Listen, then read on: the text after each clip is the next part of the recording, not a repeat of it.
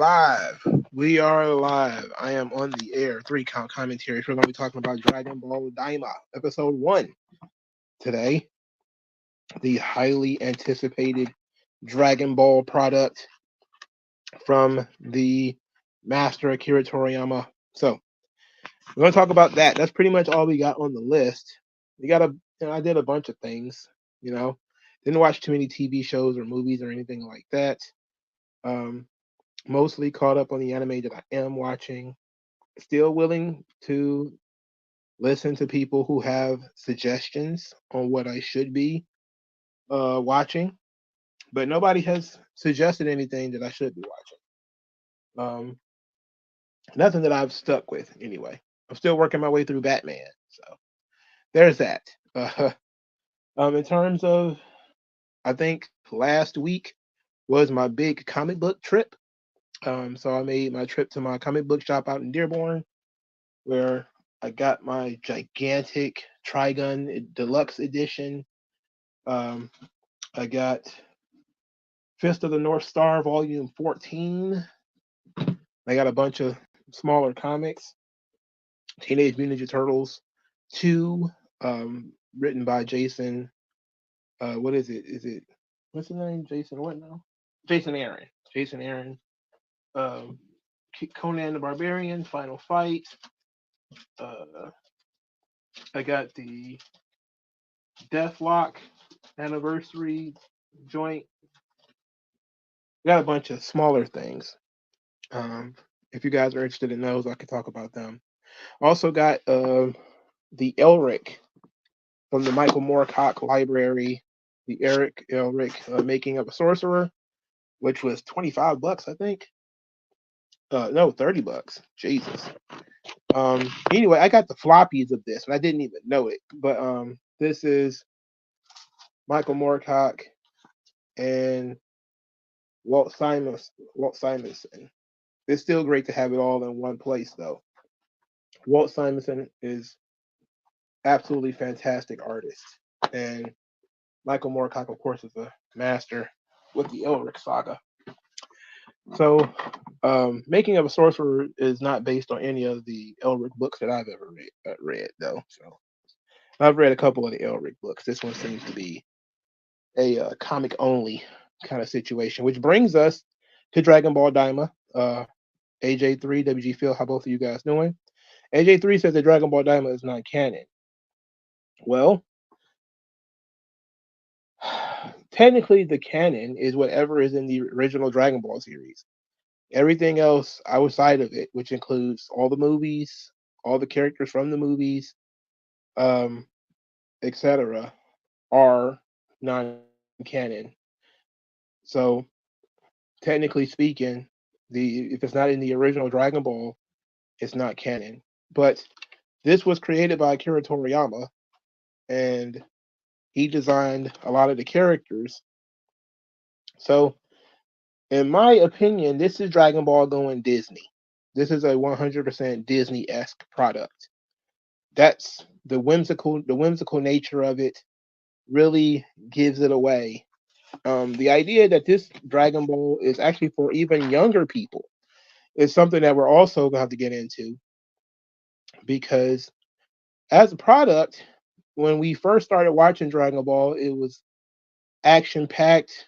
It was light on drama, heavy on comedy, but it was bloody, it was violent, and everything since Dragon Ball Z has been less bloody, less muscly, less violent.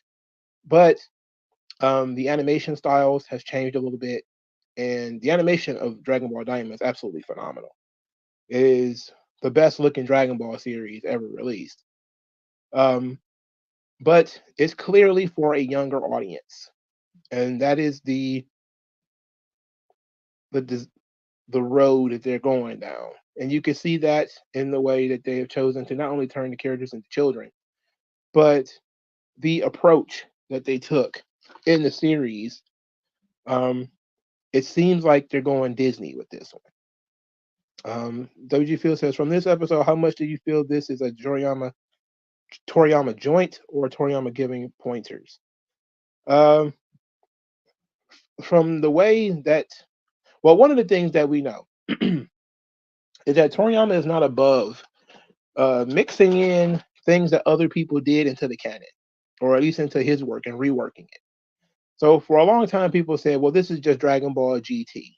Well, the last couple of Dragon Ball products, and this is a detriment that Toriyama has been involved with, whether it's Dragon Ball Minus, whether it's Dragon Ball Superhero, um, Dragon Ball Broly.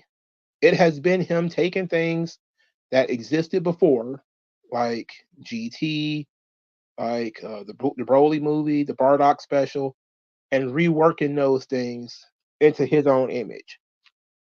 And so he's creating new things, but mostly just relying on the canon as it already existed and mixing things up. So superhero, you go back to the Red Ribbon Army, you're expanding the Red Ribbon Army lore, and there's new androids and a new cell. Did we need a new android and a new cell? Not really.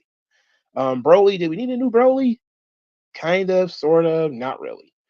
So when it comes to Dragon Ball Daima, they're gonna look at it and say, well, this is just GT all over again. But it is exceptionally different from GT. Uh, Functionally, and the world building is so much better than anything Dragon Ball has done in a long time, even in comparison to Super.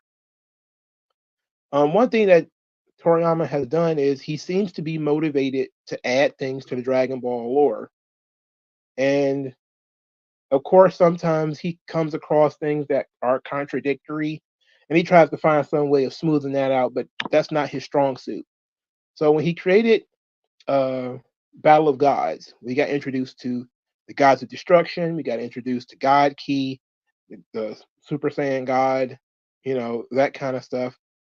And of course, the gods of destruction they never existed in the original canon, but then we find out their life is tied to the life of the Kaioshin, and then there's angels, which is a different life form.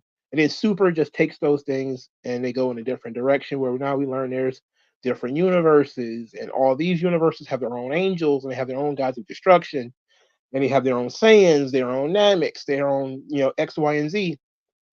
And so he's adding a lot of things, but it's mostly just remixing stuff that already exists. Like if I was going to make, I don't know, a separate universe, would it have the exact same kinds of people in it? Like, would you really need Saiyans in Universe 7 and 6? And are there Universe 13 Saiyans as well? So we don't know, but we'll get there eventually, I guess. So Dragon Ball Daima introduces us to the Demon Realm, which is a realm we've never seen before in Dragon Ball, but it was hinted about in the manga. So this brings us to a huge change that got a lot of people's attention. The Namekians, they're back to being demons. So Toriyama, when he originally wrote the Dragon Ball manga, Piccolo was a demon.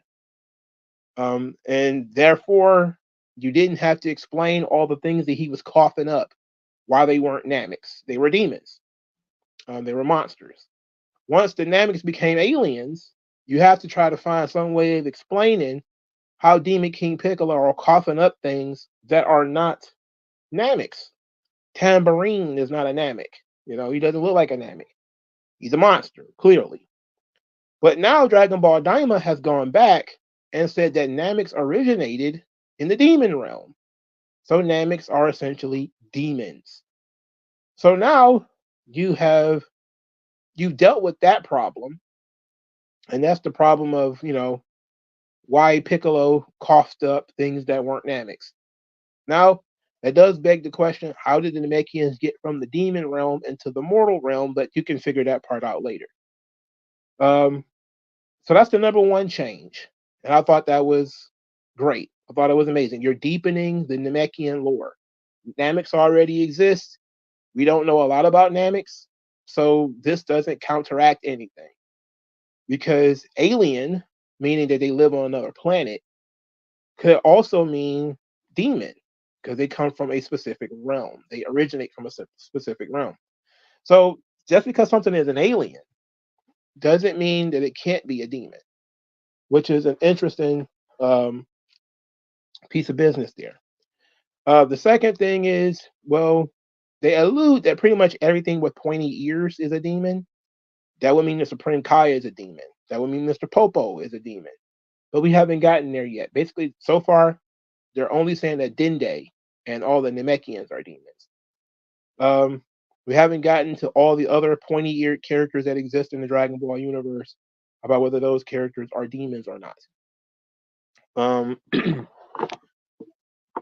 Another one of my favorite realizations that we came to here is that there is black magic and white magic in the Dragon Ball universe. So there exists good magic, white magic, and bad magic, black magic. So this, of course, sets it up as Dende, who can, be a healing mage. He can heal. He can, of course, create Dragon Balls, all these sorts of things. You can set him up as a white mage, while Neba, who is the Namekian from the demon realm, you can set him up as a black magic mage. That could be an interesting scenario that you can do going forward. It also could explain why Kami and Piccolo are so different. You could say Kami was into white magic, while King Piccolo was into black magic, even though we know there were one person who split in two. So this is a lot of interesting, things you can go with here. Babidi, of course, being black magic, created, or Bibidi, I'm sorry, who created Majin Buu. That's black magic. Very interesting stuff.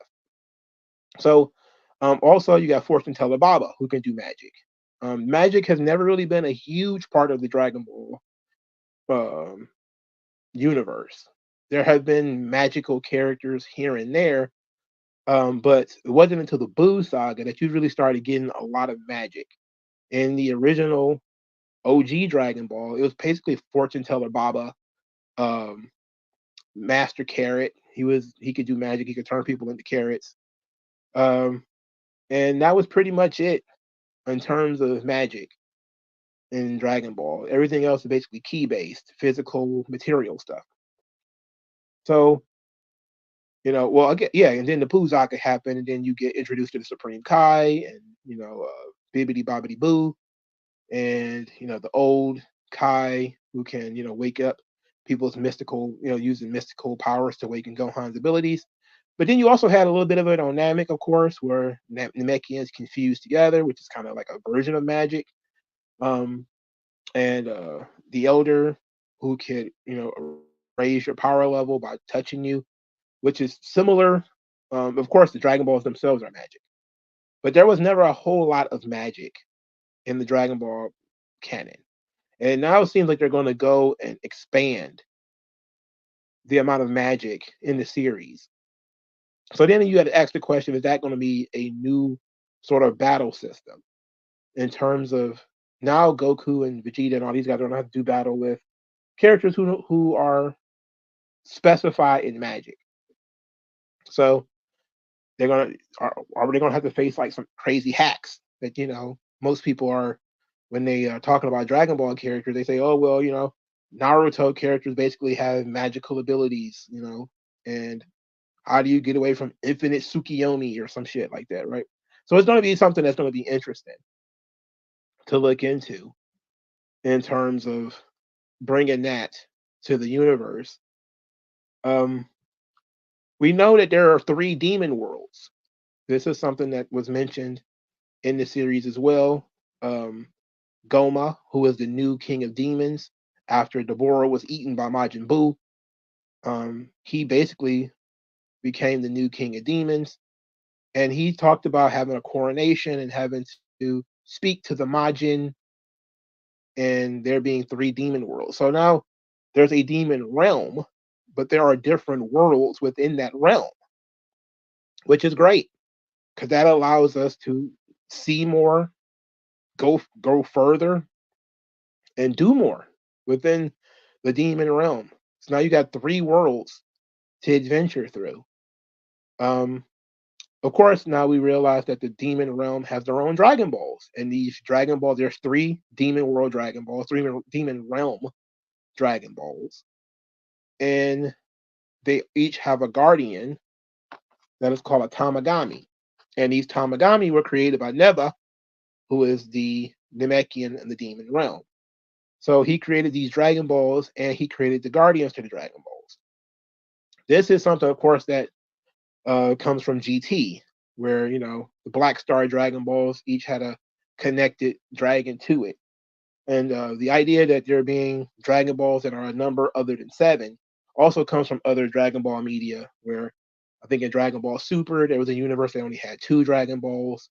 And I'm wondering if there's going to be some kind of, well, you set up a guardian in the place, so you have to earn the Dragon Ball by through combat. But I do question, like, if we're going to do black magic, white magic, is there going to be some kind of cost to using the demon realm Dragon Balls? Like they're going to have to make some kind of sacrifice, um, like some kind of monkey's paw situation. So there's some interesting things that could happen there, because typically when it comes to black magic, you have to make some kind of sacrifice in order to get it, or in order to use it. So it could be something very interesting. I believe this was also in Dragon Ball Super. I watched a bunch of videos on like Moro and Granola and all that shit, because I've never read it. And from my understanding, in order to be the strongest fighter in the universe, Granola had to basically give up a certain amount of years of his life or something like that. So maybe they're gonna do something like that in the demon realm of Dragon Balls. So that could be interesting as well. So now we know the demon realm have their own Supreme Kai, who is Degasu, who is the advisor to King Goma. He's a sneaky little bastard. There's also a female Supreme Kai named Dr. Arinsu, who is into doing research, and Dabura, the king of demons, before he was eaten by Majin Buu, was supporting her research, but Goma is not so sure about continuing the research. So that sets up, conflict between those two characters. Um, that she's sneaky and she's manipulative, and she actually is the one who kind of gets the story rolling. And for those of you who have not seen it yet, I'm going to go through the plot now. So what happens is Degasu, who is the Supreme Kai of the demon realm, he and King Goma are watching the all the goings on in the mortal world around Dabura. And they're upset that Dabura was able to be captured by Babidi and turned into a henchman. And then they were, of course, further surprised that Dabura got killed, and now Goma is the king of demons. But overall, Goma is a weak, pathetic king who fears the Z Gang because he believes that they're going to come to the demon realm next.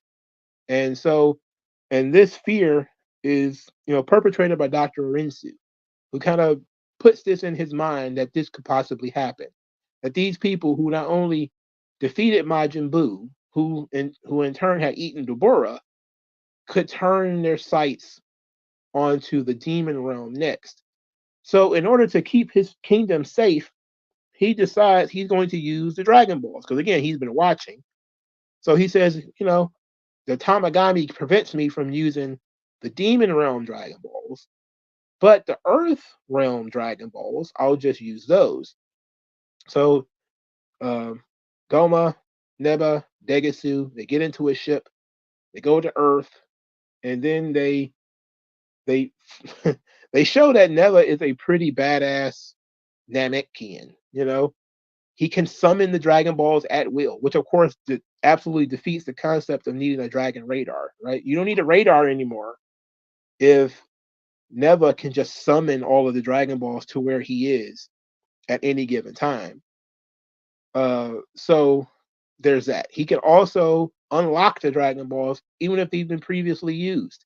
So if they're stones, he turned them into their so that they're active again. And so, in order to keep these people out of his realm, he turned them all into babies. He turned them all into children. And then he turned the ones that were already children into babies. So that, of course, was their way of writing Goten and Trunks and all of those characters out of the story by just turning them into babies, which I think is a little unfair to them. You know, it's a way of those characters don't get a lot of development, and that's one of the things that I don't like about modern Dragon Ball is how underdeveloped Goten and Trunks are. Not only are they children, almost permanently, but at any given opportunity, they find a way to write those guys out of the story. They'll do something where, oh yeah, Trunks and Goten can't go. So in this Dragon Ball Daima, you don't have to worry about those guys anymore because they've been turned into babies. So how unfair. You could have, especially considering it could have been a lot more fun with all of them being children at the same time. That could have been even more fun. But so now that's that. And we don't know what his second wish will be, but they did mention that there is a evil third eye. I forget what it's called. I didn't write it down. That gives him or will give the supreme king of demons uh, absolute power, and this artifact has been lost. So that was a good way of explaining why Deborah didn't have it. So they're going to likely have the second wish be for King Goma to have this item so that he can have it in his possession. And so that makes him, it'll hopefully make him a physical threat for the gang.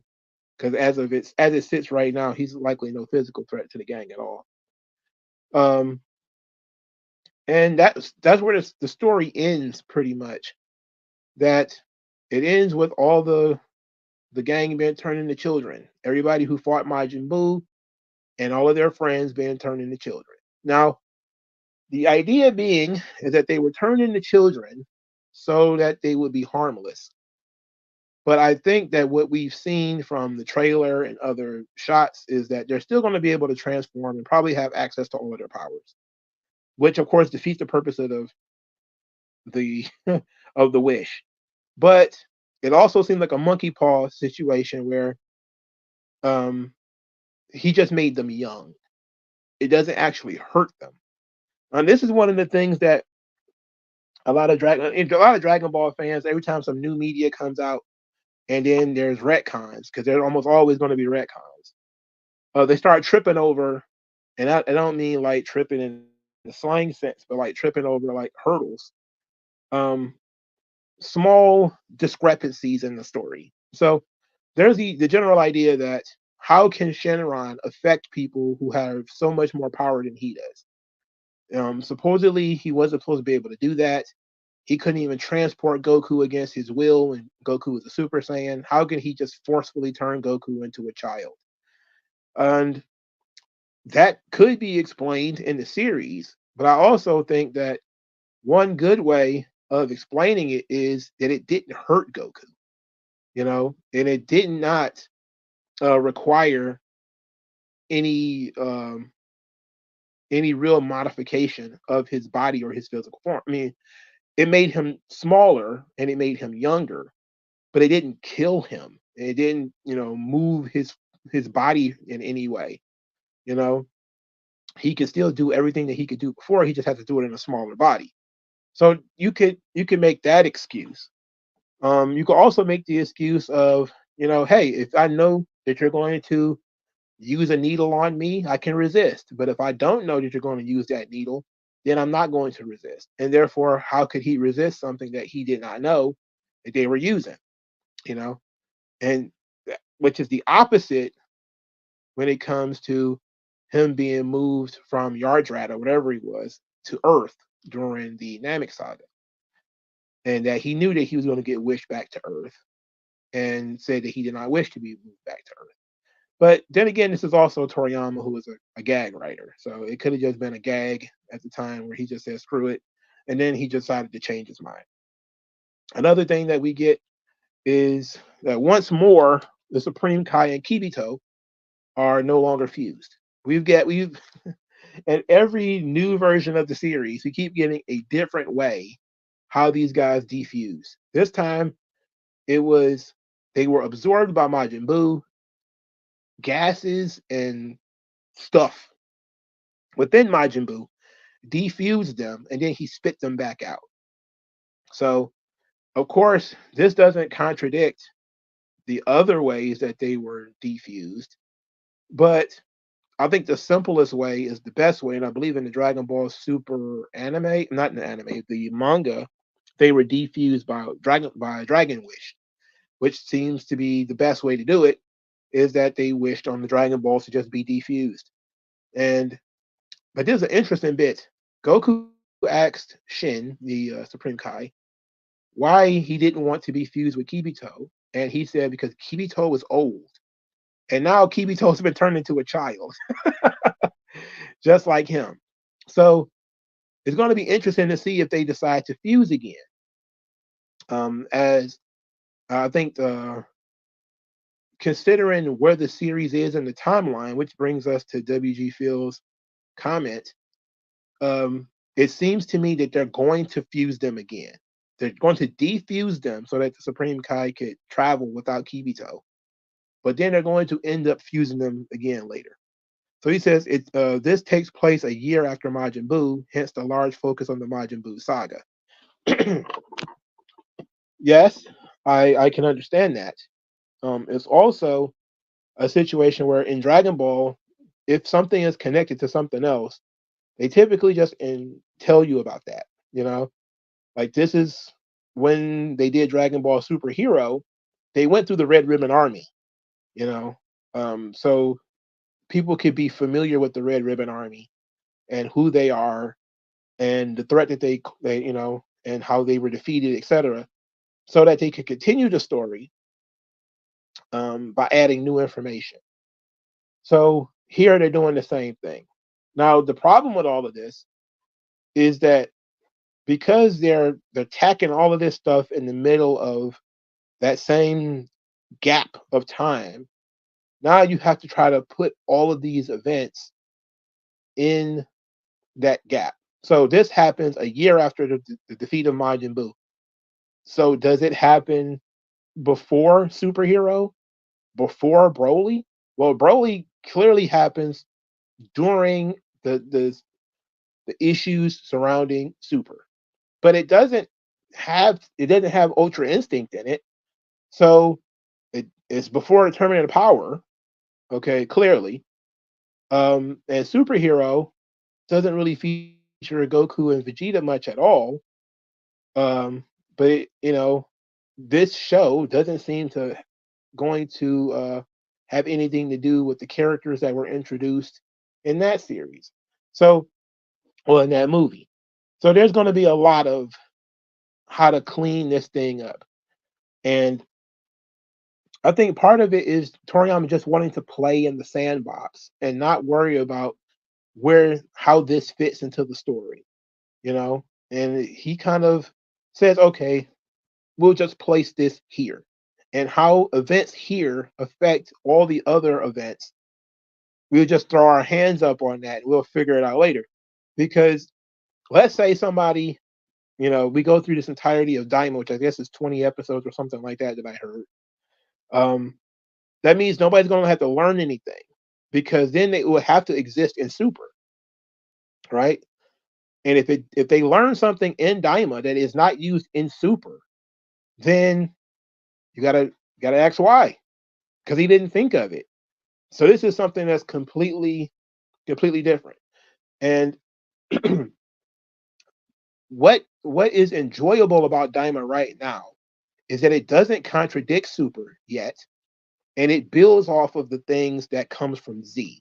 So these are a lot of the things that you're looking at that they're introducing does not contradict Z much.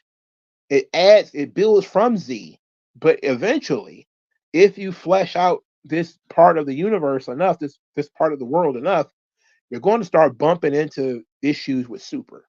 Now, like Super, they show you that there is different universes, different Supreme Kais, etc. But of course, now it's going to be the demon realm.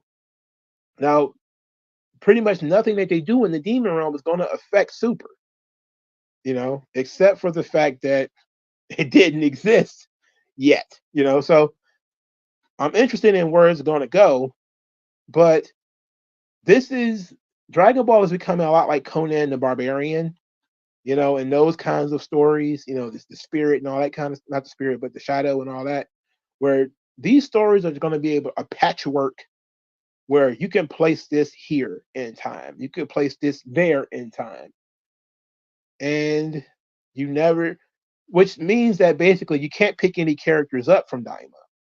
So it means you're going to have to either kill them off or write them out in some other kind of way, which Dragon Ball is good at. Dragon Ball completely left a whole host of characters in the regular series that did not come into Super and did not come into Z. So and of course they didn't make it into GT either. So that's one way of looking at things, is likely the heroes that they're going to find in the demon realm are likely going to end up going back to the demon realm and not being a regular part of the cast. Which of course sometimes you have that, like Jaco, the patrolman, who comes into the series in Super, and he pretty much sticks around. So he's in the manga, etc. And another thing they did is they brought in Dr. Slump. Now, this is also getting my big brain working, and I'm thinking that eventually Sandland is going to be brought into this, because Sandland was like one of the final mangas that Toriyama did, and it focuses on demons and a demon king, and I forget what the name of the demon prince is in that book, but they did a Sandland anime too. The anime is pretty short in terms of how long it runs. But I think like the first maybe 5 or 6 episodes are based off the very short manga, and then there's some filler stuff afterwards. So something tells me he's likely going to bring those characters in eventually, much like he did with Dr. Slump and Jaco the Patrolman, the Galactic Patrolman. He's going to end up bringing in the characters from Sandland as well. Which, if you say that this exists in the demon world, nobody can say, okay, well, these people never existed before. Low-Key07 says, Episode 1 felt like the intro to Xenoverse 3, should they ever make that game. I wish I knew. The problem with Dragon Ball is there's so much fan fiction out there. I mean, there's just so much shit that I don't bother to follow. The Xenoverse, the Dragon Ball Heroes, I don't follow none of that crap. It's just too much stuff to follow. Even if this stuff sounds like a good idea, it's just too much stuff to follow. But Daima seems to be fun right now. They seem to have a general idea of what they want to do. It's a blue skies kind of story where clearly the idea is going to be everyone's been turned into a child. They're not going to be able to use their Dragon Balls. They're going to have to use the Demon Dragon Balls and to turn everybody back. That's going to mean that the gang, or I think maybe just from the trailers, I think it's just going to be Goku, the Supreme Kai, and whatever people they meet in the Demon Realm are going to go on the adventure to get the Demon Realm Dragon Balls to make everybody their appropriate age again. And that's just going to fix the problem to the story. It's very low stakes. So it's not the fate of the universe is at risk or anything like that. It's basically they turned all the heroes into kids. Now the heroes are going to have to undo it, essentially. So that's pretty much it. So I didn't have a problem with it. I thought it was great. Now again, Dragon Ball was action packed, and when it was on Toonami, they seem to be going more towards world building now. They're taking things from the past and remixing them into new forms. They're extending histories. They're digging into the lore, and all of that stuff is interesting. Some of it is aggravating. Absolutely. AJ3 says GT vibes I took from this episode. I don't understand why you would get GT from this episode. Where did you get GT from? DeAndre Levine says I haven't seen it yet, but sounds like Dragon Ball GT 2.0. Yeah. So all I know is you're not going to be able to shake people from that GT thing because it's very similar in terms of Goku being turned into a child. So you're not going to be able to get away from that. But overall, the biggest difference is going to be that Goku was turned into a kid by like the Pilaf gang and GT. Here he's turned into a child by a paranoid demon king who thinks that he's going to come to his world and take over. When in reality now he's just inviting Goku into his world now, which is not going to turn out well for him. But they're going to take very different.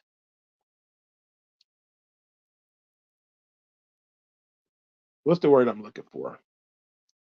Very different. Dragon Ball GT was weird. It was terrible. But everybody agrees that they had solid ideas in it. That if you had written the story better and made it more interesting, it could have worked. You know, and there's 100 really good ideas in there. Most of them just didn't work out together. Even if this was just GT 2.0, it's already better than GT in my book because the writing is better. In GT, they really didn't. They took us to different worlds, but the stuff didn't make sense. It didn't make sense.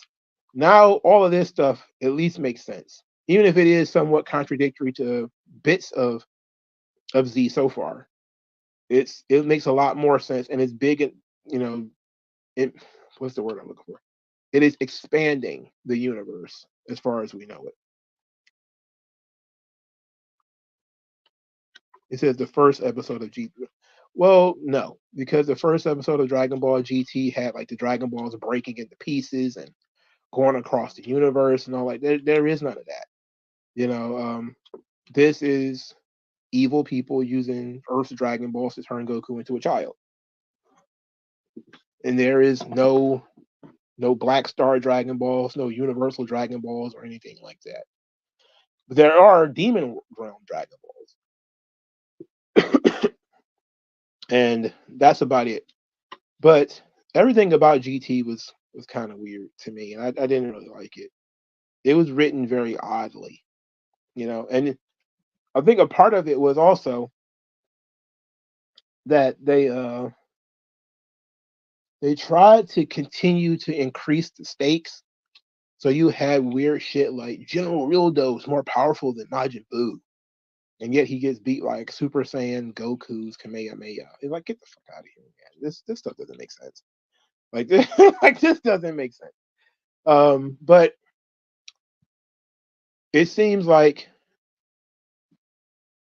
taking ideas that already exist and remixing them is what Toriyama wanted to do in his last couple of years. He wanted to take Bardock and repurpose it. He wanted to take Broly and repurpose it, update all these things, and find a way to fit them into the world that he had already created. And it's a sensible thing to do, So maybe Dragon Ball GT is one of those things where he watched it and maybe said, hey, I like this idea. I like that idea, but this is how I would do it differently, or this is how we could dress it up differently. This could be a new approach that is similar to, this old approach. But the number one reason why Goku was turned into a child is because that's when the series became popular in Japan. You have to understand there's a difference between the West and Japan. Japan liked Goku as a child, and they looked for any reason to make Goku a child, which is probably the reason why they introduced Goten in the first place, is because he looks like Goku. and so they turned Goku into a child in GT. It didn't work out. It ended up getting canceled. It sucked. And so now they turned him into a child again. But this is also the 40th anniversary of the original Dragon Ball series. So people might not like it, but I think that what they're doing right now is a much better than GT was. Much better. Just from an animation perspective, it's already much better than GT. Um, so I mean, if you look at how they reanimated all the Buu Saga stuff, it's tremendous. And and taking things that existed from GT, if that's what they're going to do, is take things that exist from GT. Okay, fine. There's things in GT that if you take it and use it, it might work out. Who knows? You might get machine mutants. You might get baby. You might get X, Y, and Z on the subject. You know, and done in a different way. For instance, the Tamagamis, they're not dragons. They look like robots. You know, so we don't know what kind of creatures they are. We just know that they were created by Neba, the demon realm Namek. So Namekian. So we will see how much of the GT influence really is there, and if it ends up utilizing a good percentage of GT, it could actually fix it in a way. Like I think that what he has done, with the exception of Bardock, maybe I think his remix of Bardock was probably a little bit unwelcome, mainly because it made Bardock not feel like a traditional Saiyan. Unlike the Bardock special, it made him feel like he was a regular Saiyan, like all the other regular Saiyans. Like you had really been told about all the Saiyans, like they don't really care about their children. They, he was like Rambo, the Saiyan, right? So it was basically that. Then when he did Dragon Ball Minus, Toriyama, he humanized Bardock quite a bit. He made him a little bit more sentimental. And then the whole thing about Goku and his mom and all this stuff, and they sent them to his father put him on the ship and sent him to Earth to protect him. That is that's a deep change. Broly, I think he did much better job with Broly. Broly wasn't much of a character at all in the movies. He didn't really have a motivation. He's just basically a rage monster.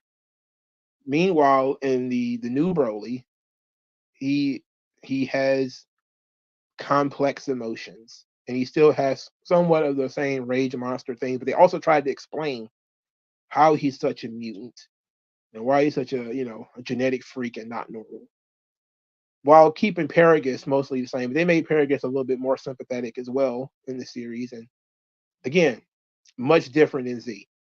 It seemed like during Dragon Ball Z, it was all about how much action can we throw in there. We don't really care that much about the plot, but let's just throw some action in there.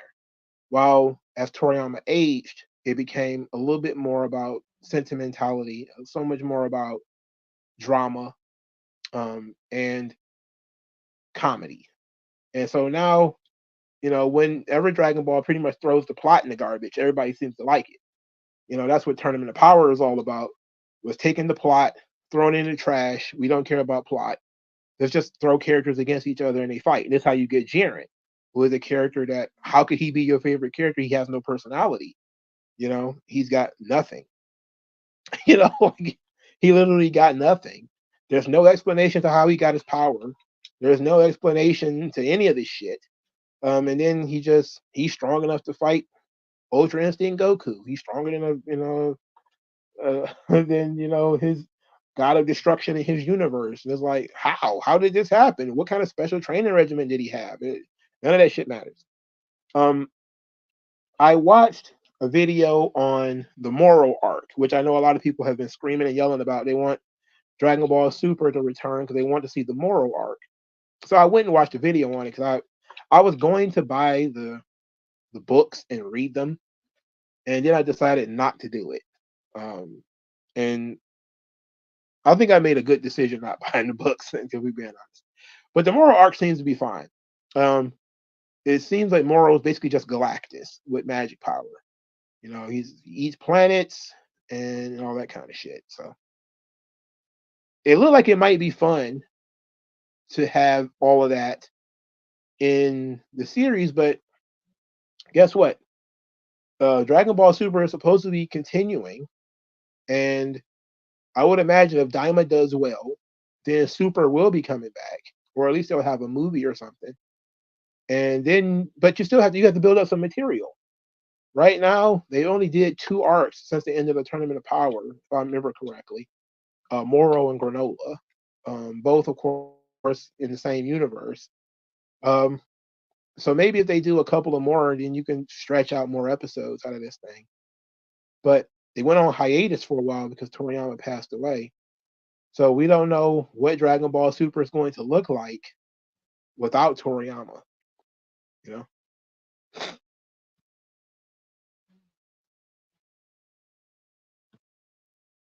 AJ3 said GT was the first non-Toriyama project for Dragon Ball, and it was not based on the mangas. It was built from scratch anime series. Yeah, and that's why it was terrible. At least the movies, even though they were non-canon, they were based on events that were going on in the series. So you got um, pretty much all the Dragon Ball movies were based off of a saga in the series. So Tree of Might, which is one of my favorite ones, is based off the Saiyan saga. The Lord Slug off of the Namek saga. And then you got Cooler's Revenge was based on Frieza. And then you got the Meta Cooler or Cooler's Revenge, the Meta Cooler. That was based off of the Mecha Frieza part of the series. And all that kind of shit, right? And then they created GT pretty much from scratch, like AJ3 said.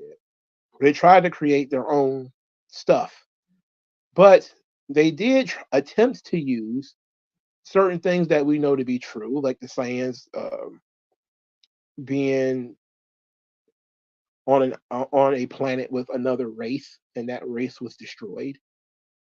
So that sort of thing is useful. So if Toriyama doesn't seem like he is a lore Bible kind of guy. Like I don't think he sat down and had like a big tome of things to prevent him from getting all tripped up and caught up. He just made the shit up as he went along, you know. And that's the fun element to it. It's aggravating for those people who care about the canon, and wants to make sure everything is in its appropriate place. But for people who are just kind of like, all right, I'm gonna take things as they come. It's like Teenage Mutant Ninja Turtles. It's like Spider-Man. It's like the Punisher. It's like um, okay, this is just an event in the life of Goku and his friends, rather than where does this fit on the same scale of Dragon Ball? Like, is it Z? Is it Super? Is it yada yada yada? We don't even have to worry about that, you know. And now that Toriyama is gone, we definitely don't have to worry about that. So, but I definitely give far more weight to things where Toriyama, at least, I know he did character designs for GT as well, but that he had a hand in writing, either in approving plots or writing the plot himself, or etc. or whatever. So there's a lot of things out there that I choose not to partake in because he wasn't involved in those things. And it's like, well, anybody can sit down and come up with crazy Super Saiyan sevens. I don't. I swear to God, I'm not interested in that shit.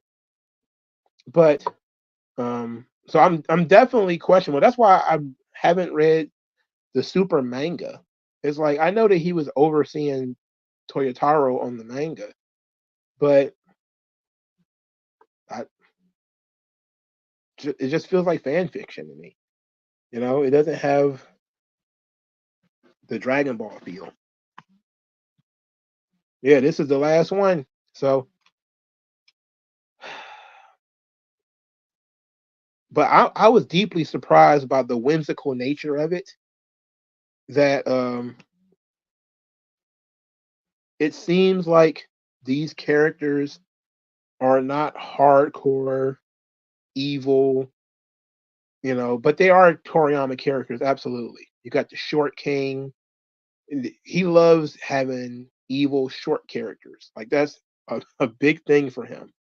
From Pilaf to Frieza to Garlic Jr. He loves having these evil small characters. And so he got another one with King Goma, who's tiny.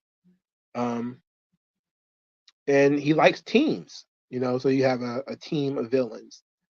In this instance, you got Degisu, who might be a backstabber. He looks like he's a backstabber. And Dr. Arinsu, who looks like she's a backstabber as well.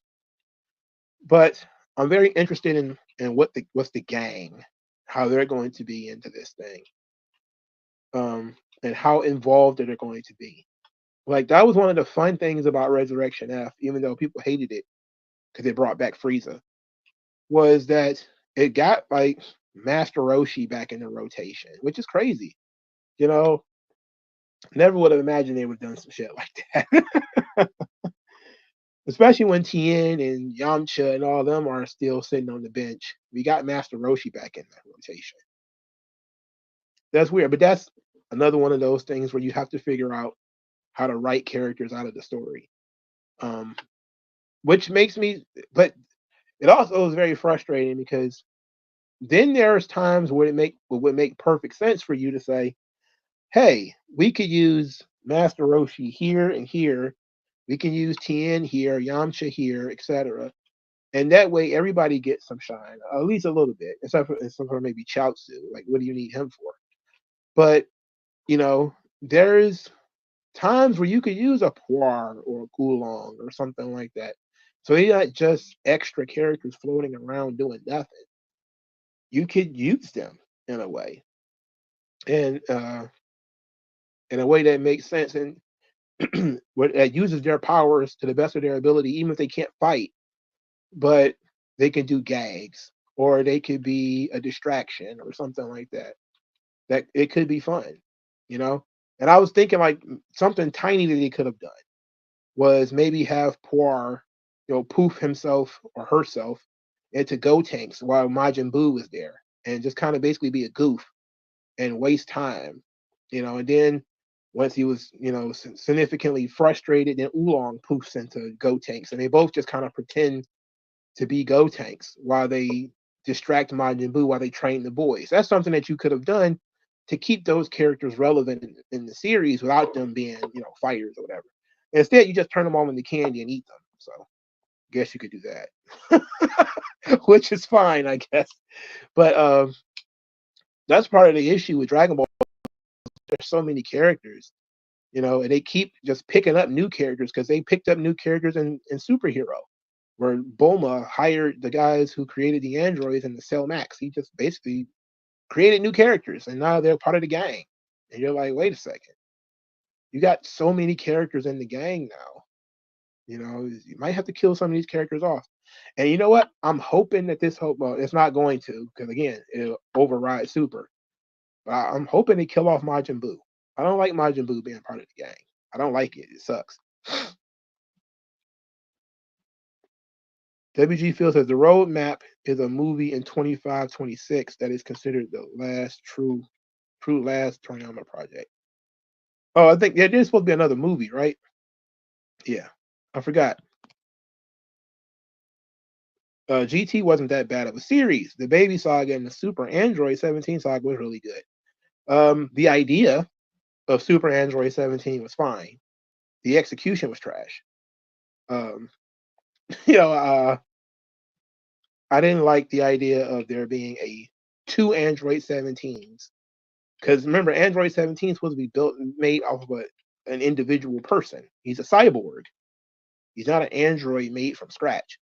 So the idea that somebody else could just build another one is like, how? You need the genetic material of this Android 17. Didn't make sense.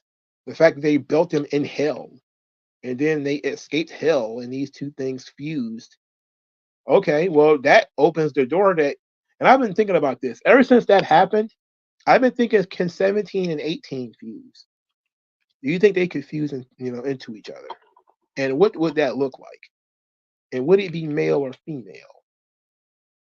Hmm. Kevin White says, I'm late, but damn, I'm tired of Goku being a kid as a main plot. He has been wished into a child twice and had half of the OG Dragon Ball. The animation was on point though, very clean.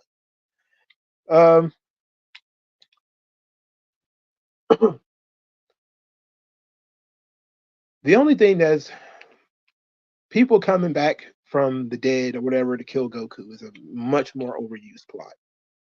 I get that it was done in Dragon Ball GT, but Toriyama didn't have anything to do with Dragon Ball GT. So for him, it's the first time he's ever done that. Other people did it, but he didn't do it. So for him, this is the first time he's done it.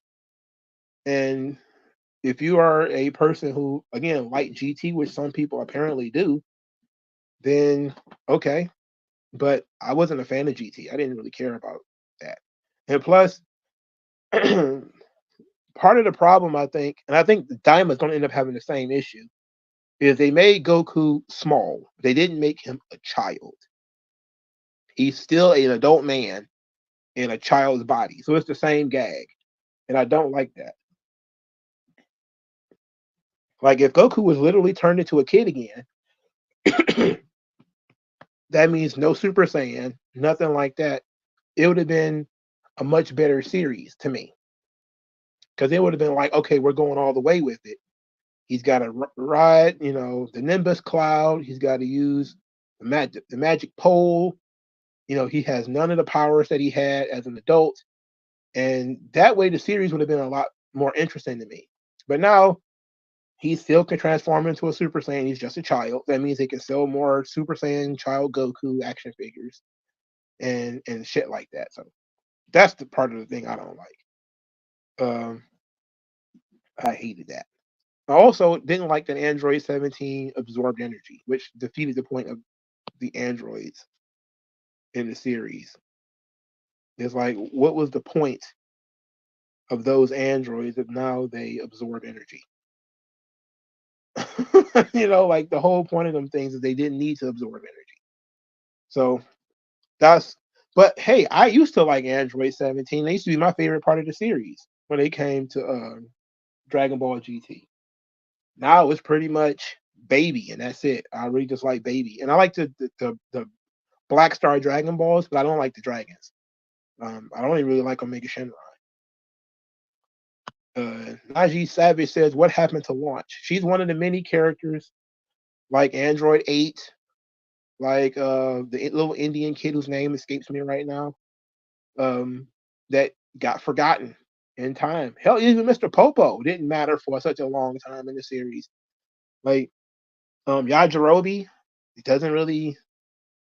When you have like a vast cast like this, Dragon Ball is really good for creating characters, getting you to care about them, and then just dumping them.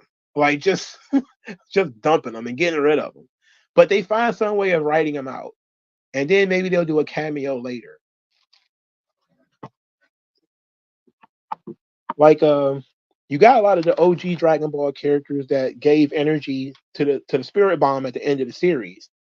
So that was a nice little nod for people who watched it all the way through. But it would be nice if we got to see Launch every once in a while. Whatever happened to Master Crane? We didn't see him. As far as I know, Master Crane didn't die. I read the manga. I don't remember him dying. I think he got his ass kicked, but I don't remember him dying. So like he's a character that you could have used. Tao Pai Pai is another one. He's another character they could have used. There's a lot of characters in the Dragon Ball universe that they don't use anymore. I'm interested in a lot of things. Like they went into space and we never found out where the Cybermen came from. Like what planet do those things come from? Maybe we'll get an answer to that. Maybe they came from the demon realm. You don't know, but there's a lot of interesting characters in the Dragon Ball lore that were created and forgotten. And I think somebody at some point is going to create an ultimate Dragon Ball product, and it's probably going to take a while, but they're going to encapsulate everything from OG, Z, GT, Super, DAIMA, and maybe a sprinkle of some other things to create one unique timeline where all of the characters still exist, or there's a good reason why they're not there anymore, and then that's it. You know, but hell, it's hard to keep up with characters that are supposedly main characters like Yamcha. I don't even think Yamcha's in this first episode. I don't think Yamcha's even in it. So and he's not in Super at all. Well, he's in Super, but he's not an important element in Super. He plays baseball, and he's not asked to join the Tournament of Power team at all. You know, Tien isn't either. What Tien wasn't the Tournament of Power team. What I'm talking about. But there's a lot of characters, and that was the good thing about the Tournament of Power is how they tried to mix it up. They didn't just load it up with Saiyans. But when you look at different things that they've done, you know, two different versions of future Trunks from apparently two different timelines. You know, that's very, very weird. It's very, very weird. Low key 07 says they should reanimate the entire series starting from Dragon Ball with modern animation. There are a lot of younger people who want to give older content a chance. And you know what? I would think that with this being the 40-year anniversary of the original Dragon Ball series, that's what this project would have been. You know, it would have been a re-release of the original Dragon Ball with new animation, and you cut out a lot of the filler, and you basically just reanimate it. But the thing is, and this is always going to be the problem, I think this is why they keep making Goku small, but they don't take away his power. Is people are into the Super Saiyans and the transformations, and they want the gang, they want the team, they want Vegeta, they want Goku, they want Piccolo. And who the hell is going to watch a series with no Vegeta, no Piccolo, no Gohan? Like, why would you watch that at all? You know, people are too into the Z part, and so now they have to try to keep as much of Z relevant as possible, and without losing too many people. You know, so someday somebody's going to get up enough nerve to just decide to move on from a lot of that, and basically marry Yamcha off so you never see him again, and do something with a bunch of other characters so you'll never see them again, and just basically create a whole new cast. WG Field says apparently Tao and Crane are long dead. Yeah, I would imagine they would have to be. You know, they were old men when Goku was a child. So, so, but there's a lot of interesting things that you could have done with them as characters, especially since you didn't kill them off. And Toriyama is a very interesting writer, in so much as that usually when a writer is done with a character, they kill them off. You know, unless the character is going to come back later. Like when he Fortune Teller Baba is a character that pretty much everybody forgets. And then she pops up. Oh, she can bring people back for one day. And this is how you get the Buu Saga, because Goku could come back for one day. Brilliant. You know, you didn't kill Baba, so okay, Baba can bring people back for one day. Great. Now, of course, this question exists in the future timeline where Goku had lost his, Gohan had lost his arm and everything, and why didn't they bring Goku back for one day to help fight the androids? Who knows? But those things have to be explained in the context of the story and all that shit. You can't do that. Like, why can't you bring, characters back for one day? No love for Jackie Chun. Yeah, what about that Jackie Chun? He disappeared. He came in, won a tournament, and vanished. But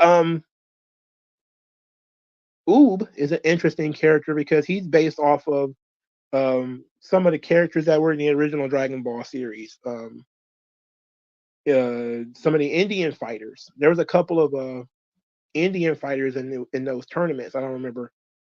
Um, King Choppa was one of them. I think he got killed by one of Piccolo's creatures, or was that the one with the turban? I forget which one it was. But there was a lot of characters in the Dragon Ball world that they basically just forgot for one reason or another. Either they were just Goku's friends, and they were there for a moment in time, and then that was it. Nam. Okay, Nam. Yeah, yeah, that was it. But I think he's going to end up being from Nam's village, right? Isn't that Oob's story that he comes from Nam's village or something like that? It's something from that time or whatever, from that area of the world. So it's interesting, and apparently Mr. Popo is going to be important in this series too. They're probably going to explain what the hell he is and what he's supposed to be. And maybe Mr. Popo is supposed to be a Tamagami. Who knows? He's supposed to be a defender of the Dragon Balls. He just doesn't know it. Or he's supposed to be like Kami's bodyguard, but he doesn't know it or whatever. Right now, he's just he's as alien to this world as Majin Buu, as for the most part. Why Goku never revived his family? You talking about the Saiyan family? Because I think one of the rules is that they have to be revived within a certain amount of time, right? That's been one of the Dragon Ball rules that has actually stuck. At least I think they broke it for Frieza, but I think most of them you have to revive them within a certain amount of time. And plus, Goku doesn't feel any sort of closeness with the Saiyans. He just kind of accepts that that's who he is, but he doesn't really have any closeness with them. And Vegeta doesn't really care about the Saiyans. He thinks that the Saiyans are evil now. Well, it's hard to say where he's at on the Saiyans right now. But last I checked, I think Vegeta thinks all Saiyans are evil, or at least that they were evil and they deserve to be destroyed. So nobody really cares about the Saiyans. They're all dead. you know, poor Raditz, he didn't get a second chance. Neither did Nappa. Poor fellas. They got brought back in GT just to get one shot in or whatever. What a joke.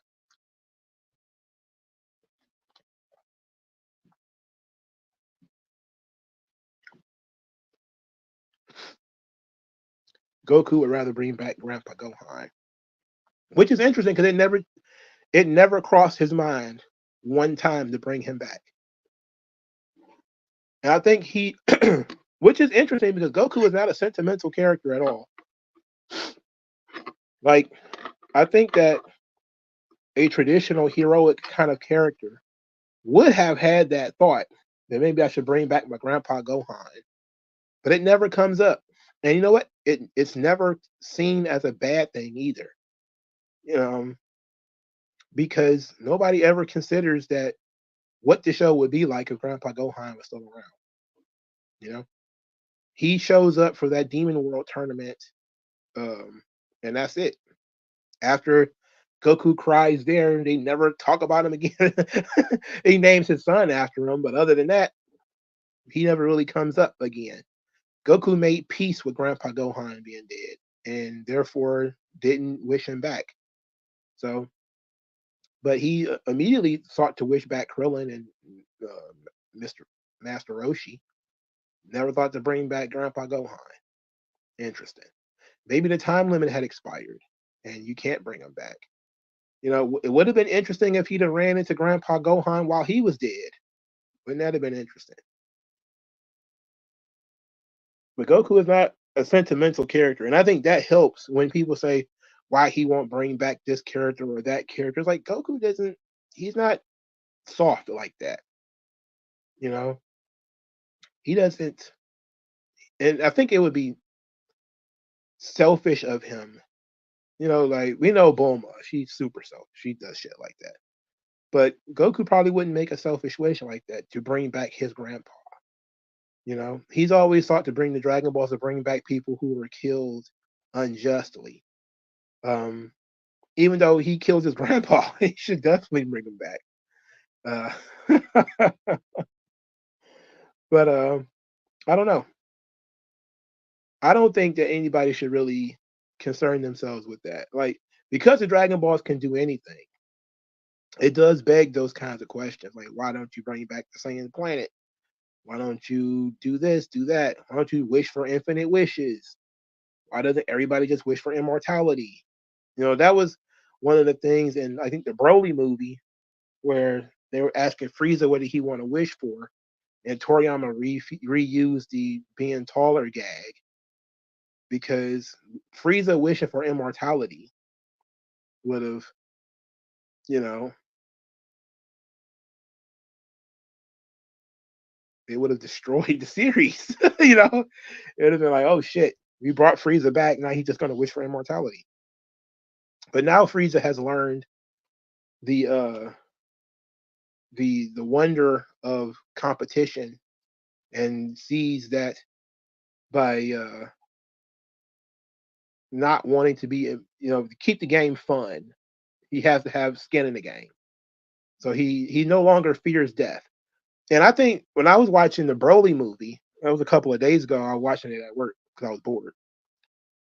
Um, I realized something. I was like, wow, Frieza no longer fears the Super Saiyan, right? And he went and found Broly, or somebody else found him. Like, wouldn't it be a neat angle where Frieza goes around trying to find all the remaining Saiyans and tries to force them to become Super Saiyans so that he can create his own army of Super Saiyans? Now that he no longer fears the legend, he's overcome his fear of that. You know, you could actually have Frieza going around Universe 6, looking up new Saiyans. You know, checking to see who's around. Like he found Broly, he can go and find other ones. Frieza now knows about fusion too. They taught Frieza about fusions in the Broly movie because he saw Gogeta for the first time. So he has an infinite number of plots that he can do now. Then maybe he wants to find somebody to fuse with, but that would be against Frieza's character, I would think. And maybe forcing other people to fuse to be, super soldiers or something like that. There's a lot of different angles you can go with there. And also, I'm kind of concerned, about um, how Naima is going to handle something like Deborah. Like, I really question, like, is he going to end up being brought back? Um, Something tells me that he might be. He might be.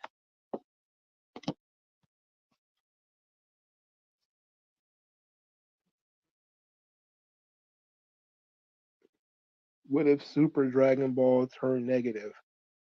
I think that's what the Demon World Dragon Balls are going to be about.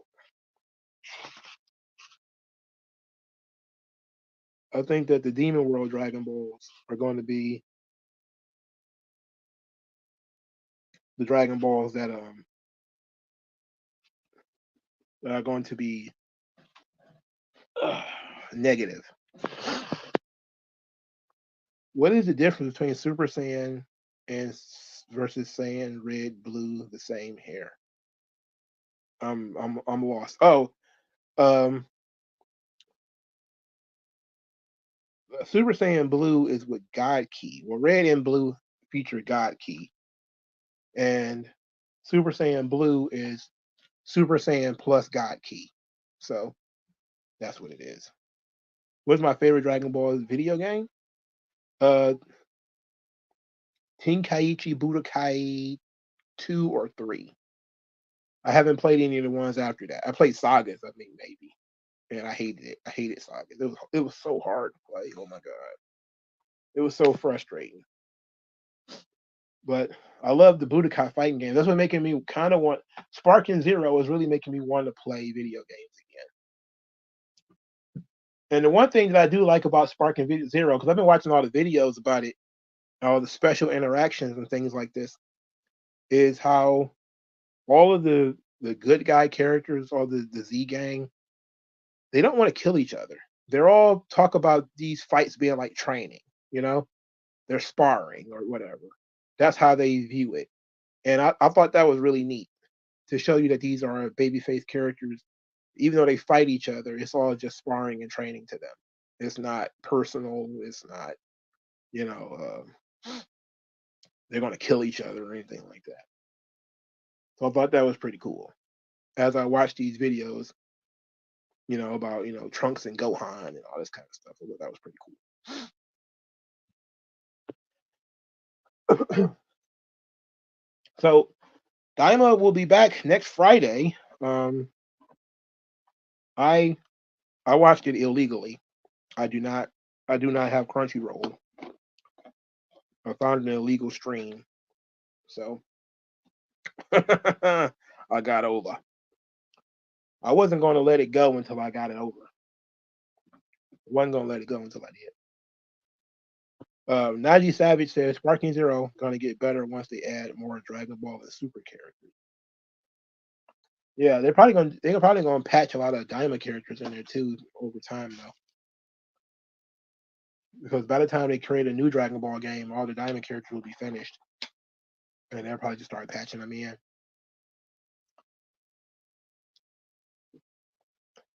It's gonna be an interesting time when it comes to the Dragon Ball fandom.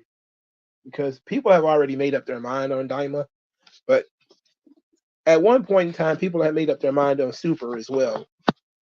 I mean, I remember when Super first started, people wanted nothing to do with it. They didn't want to watch it. They were making fun of it. And then by the time it was over, they keep complaining they want more of it. You know? So I would imagine Daima's going to be the exact same way. It's going to start off slow because they've already started off with pretty much no fights in the first episode. It's just a training battle between Vegeta and Goku. So there's no battles in the first episode of Daima. There probably won't be any in the second episode either.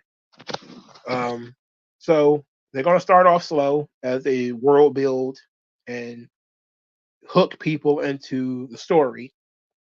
And then they're going to get into the fights. And I'm pretty sure when the fights start happening, that's when the internet's going to start crashing pretty much every week on Dragon Ball. That's pretty much what happened with Dragon Ball Super, is that it was quiet for like the first month, 2 months. And then after they got out of the movies and they got into regular material, or new material, it was crashing every week. How about a series with a young Master Roshi? Well, Daima has a young Master Roshi. He was turned into a child.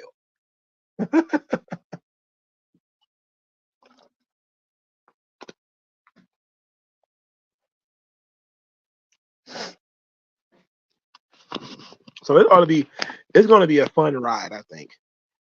But people who are, oh, it's just GT, that's all. Well, those people are going to have to get won over.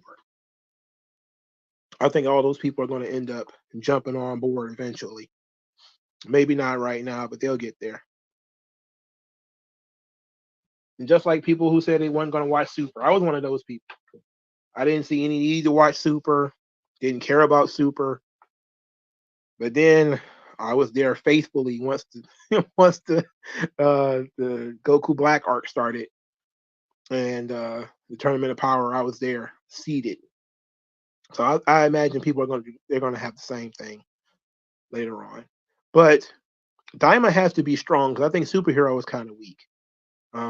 There was a lot of aggravation about Superhero, and my aggravation about Superhero is the same as about Daima, is that is, you know, reusing the same villains that we've had before. I don't think we needed a second version of Cell, you know, in order to tell Gohan's story. But that was also a lower stakes story. That seems to be what Toriyama is into, is creating lower stakes stories, um, as a way of fleshing out other characters.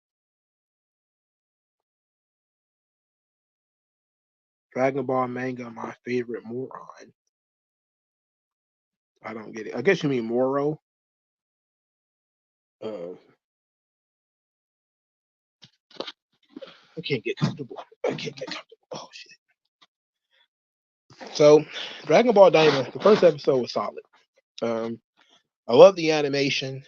The characters are very expressive. They feel very much like Toriyama creations. There's lots of gags in there, but they give you a lot of world building. My only problem is I think they probably did too much in terms of recapping the series. In terms of recapping the Majin Buu parts, we really could have just picked up the story with them having Saw Majin Buu be defeated, and we could have just picked it up from there if we are being honest. But I get why they did what they did because they knew it was not going to be a lot of action in the first episode as they set up the action for later. So they gave you basically some better animated fight scenes from the Majin Buu arc to give people something to talk about. And it is something that they're talking a lot about because I saw a lot of people clipping those scenes out. At some point, I thought that was the only thing in the episode was basically a recap because that's all people talked about how beautiful the recaps were. I was like, God damn, is there anything else going on this series? But it turns out, yes, there is. So,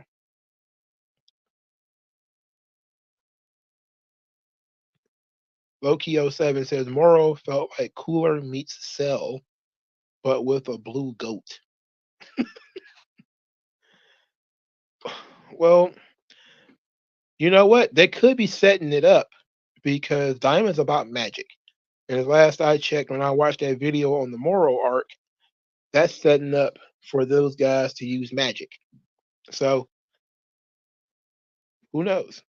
That could be fun, right? Thank you for the compliment. I appreciate it very much, Miss Penguin. So, did anybody else watch the show? What did you guys think about the show if you watched it? If not, we can wrap this thing up. Uh, I thought it was a good first episode. Did a really good job of world building, which is what you want. They're starting a new adventure, so they want everybody to get on board. So they did a catch up, a review for some of the people who are new, and then they immediately started going in a different direction.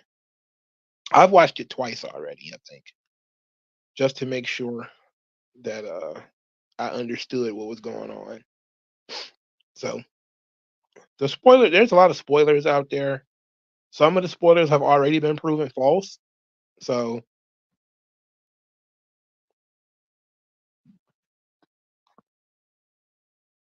WG Phil says, I like the first episode. Interesting that Shin has a brother. Yeah, like Degasu being Shin's brother and Dr. Arinsu being his sister. That's an interesting bit. Uh, and it also explains why the Supreme Kai is going to end up being involved in this. Because the question, of course, would be why the hell would you take, of all people, you would take the Supreme Kai? But at the same time, it's about magic, and he's a magical character. He's one of the few magical characters in Dragon Ball. He's one of the few magical characters that are somewhat useful, even though he's very bad at his job. He's the worst Supreme Kai of all time. Next to Zamasu, who didn't even fully become a Supreme Kai. Shin is the worst Supreme Kai of all time. So it ought to be fun. So, but I think they're going to fuse him back with Kibito eventually, just to maybe for a power boost or something. But I did like the first episode. It was very Disney-fied though. I can get it. Like when I was watching it, the first thing I thought was, "This is Dragon Ball for children." Like this is just listen to the music, and the animation is gorgeous. But listen to the music, and with the low stakes of it all, it seemed like it's very much for kids. And I think it's actually a 12 plus. Um, Meanwhile, Dragon Ball Z, back when I was 12, um, that was with TV-14 because they were putting holes in people, and a bunch of weird stuff was happening. WG Phil said, "Did Gohan get turned into a kid or a baby?"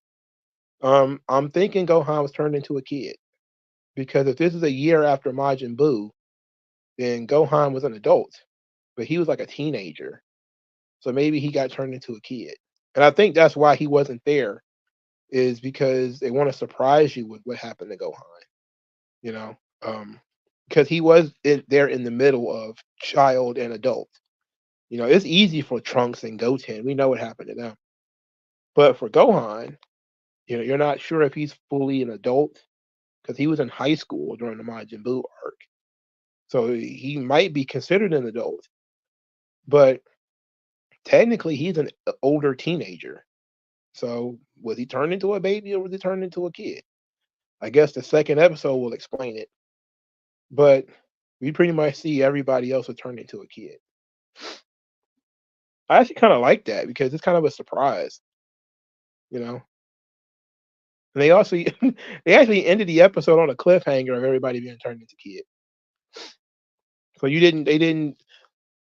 Of course, you would have had to see the trailer already. If you saw the trailer already, you saw everybody as a child already. But for those people who didn't watch the trailers, you're going to be seeing Master Roshi and Yamcha and Chi Chi and all these as children. And you know what? The weirdest thing about this is they have been turned into first graders, which would mean they would be like 6 or 7 years old, which is even younger than they were when the series started. Because Goku was like 11 when the series started. So now he's going to be turned into a character that's even younger than that. So that means he's technically going to be Goten's age. That's crazy, especially considering you already have a 7-year-old with the same spiky hair and everything. But it's going to be fun at least. I can see the series being fun, especially if the animation holds up all the way through. It's going to be a blast. I know most people are not going to be able to fully get on board though until the fighting starts. Then people are going to jump on it because that's what happened with Super. Once all the real shit started, I think Universe 6 arc is what got people jumping on the Super. That's when I started paying attention, but I didn't really get on board until Goku Black. That's when I was all in. And even that was a reused storyline of somebody stealing Goku's body. That was basically Captain Ginyu, right? Um, an evil Goku, another Turles. But at least it made sense. And so much that Zamasu was jealous of Goku's power and wanted to take it for himself. He could have just made himself strong as Goku, but he wanted his body. It's weird. Very creepy. That's why I like the Zamasu. He's very creepy. A very creepy man. I didn't like how they finished that arc though. And that's been a big issue too. And that's something I'm kind of concerned about for this series is how these arcs have been ending have not been the best. I didn't like the end of the Goku Black arc. I really didn't care about the ending of the Tournament of Power. I wasn't a big fan of the ending of Superhero, but I did like the ending of Broly. I thought the ending of Broly was putting everything back in its place. So now you know that Broly is out there somewhere, but he's not a regular part of the cast. But you have the ability to bring him in if you need to. So that's an interesting thing, and they can make another movie if they wanted to. If Frieza somehow turned into a kid, I would be so happy. He'd be like a shredded Cartman. No, I don't think. No, they said everybody who fought Majin Buu and their friends will be turned into. And then if this is a year after Majin Buu, Frieza is still dead. So Frieza's dead at this point. See how we have to do this shit in order to talk about Dragon Ball. We got hey, this is during the right near the end of the Majin Buu arc. So Frieza's not around anymore. My question would be, is there a chance that they could bring back Dabura? Because Dabura was always a character that seemingly had potential, but he wasn't around long enough. He was just there to get eaten by Majin Buu. He wasn't there to really be a measuring stick for the characters or to introduce anything new. Um, so it could be possible that somebody might want to bring him back. Maybe that's what the legacy was all about. Maybe he wants to wish Deborah back to this plane of existence. That could be fun, you know. But I'm thinking they're going to mix in the Sandland gimmick. Sandland has a character that looks just like Deborah in it. Um, I think his name's Lucifer, though. I'll have to flip through my manga, but I'm pretty sure. But it's got demons in Sandland, and we know when they started going into space again, we got Jocko the Patrol Man. So Toriyama's a fan of mixing his other projects into Dragon Ball.